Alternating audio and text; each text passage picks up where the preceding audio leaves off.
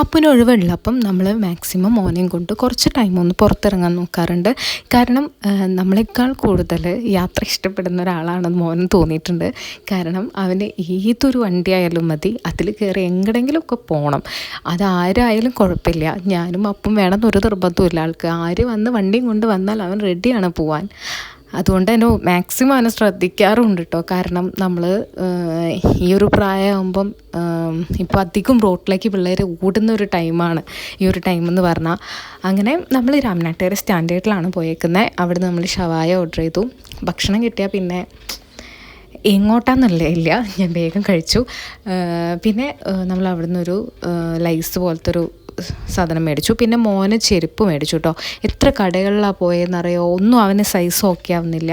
പിന്നെ ആൾ ഒക്കെ വലിച്ച് വാരിയിടുക, അച്ഛനത് നന്നാക്കി വയ്ക്കുക, ഇതായിരുന്നു അവിടുത്തെ ഒരു മെയിൻ പണി. പിന്നെ അവസാനം അവന് ഒരെണ്ണം ഓക്കെ ആയി.